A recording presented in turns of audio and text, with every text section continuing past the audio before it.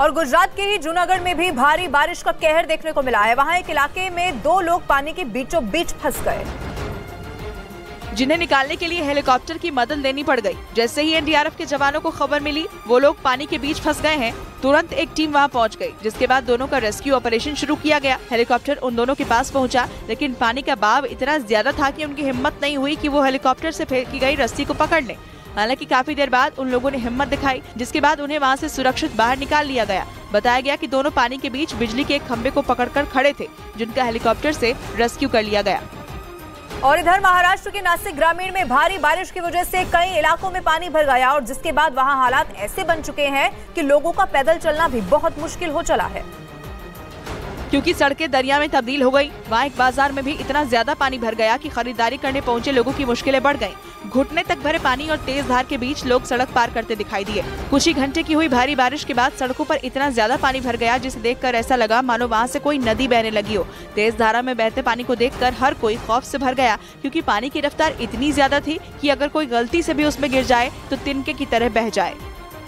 और बिहार की रोहतास में सोन नदी में आए उफान में कई ट्रक फंस गए, तो वहां रेत भरने के लिए वो पहुंचे थे, लेकिन नदी में पानी बढ़ने की वजह से वो वहीं पर फंस गए, जिन्हें निकालने के लिए पूरी ताकत झोंक दी गई, लेकिन नदी में लगातार पानी के बढ़ने से उन्हें निकालना मुश्किल हो रहा है। देखते ही देखते कुछ ट्रक तो नदी में डूब ही गई। वहां से सामने आए एक वीडियो में एक ट्रक करीब आधे से ज्यादा डूबा नजर आया, जबकि ट्रकों की लंबी कतार दिखाई पड़ी। जैसे जैसे नदी का जलस्तर बढ़ रहा है, ट्रक मालिकों की टेंशन भी बढ़ रही है, क्योंकि 1 जुलाई से सोन नदी में नेशनल ग्रीन ट्रिब्यूनल के निर्देश पर रेत खनन का काम बंद हो गया। ऐसे में रेत खनन में लगी एजेंसी ने भी हाथ खड़े कर दिए।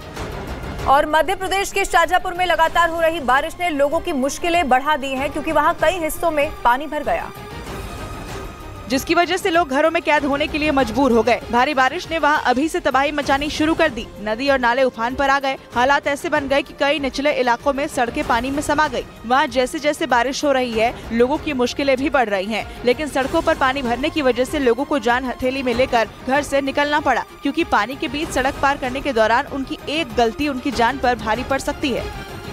और उत्तर प्रदेश के कानपुर में भारी बारिश हुई है। गर्मी के बीच हुई बारिश से लोगों ने जहां राहत की सांस ली है, वहीं सड़कों पर पानी भरने से उनकी मुश्किलें भी बढ़ चुकी हैं, जिससे कई इलाकों में ट्रैफिक की रफ्तार थम गई। भारी बारिश की वजह से सड़कों पर इतना पानी भर गया कि लोगों का पैदल चलना भी मुश्किल हो गया। सड़क पर पानी भरने की वजह से कुछ लोगों की गाड़ियां सड़क पर ही बंद हो गई। लेकिन सबसे ज्यादा मुश्किलों का सामना मोटरसाइकिल सवारों को करना पड़ा, क्योंकि सड़कों पर पानी भरने की वजह से उन्हें पैदल ही सड़क पार करना पड़ा। हालांकि भारी बारिश से लोगों को गर्मी से राहत जरूर मिल गई।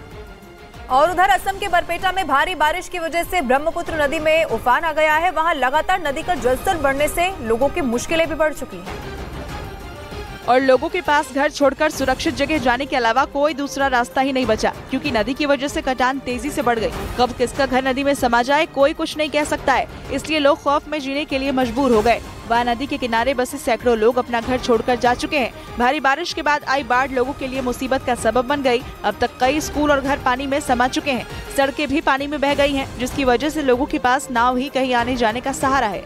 मध्य प्रदेश के मुरैना में सरकारी जमीन पर चलाई जा रही दुकानों पर बुलडोजर चलाया गया। बताया गया कि इस जमीन पर पक्की सब्जी मंडी का निर्माण होना है। अब ऐसे में प्रशासन की ओर से यहां सब्जी बेचने वाले दुकानदारों को अस्थायी मंडी के लिए जगह दे दी गई, लेकिन इसके बावजूद कुछ सब्जी बेचने वाले जमीन खाली करने को तैयार नहीं थे। ऐसे में प्रशासन ने वहां बनी कच्ची दुकानों पर बुलडोजर चला दिया, जिसके बाद दुकानदारों ने वहां पहुंचकर हंगामा किया और नारेबाजी करने लगे। दुकानदारों का आरोप है कि प्रशासन ने उन्हें बिना नोटिस दिए ये कार्रवाई की। हालांकि प्रशासन ने इन सभी आरोपों को गलत बताया। दुकान पे जाके खबर करवाई कि आप लोग हटा लें, हम लोग गलत हटाएंगे।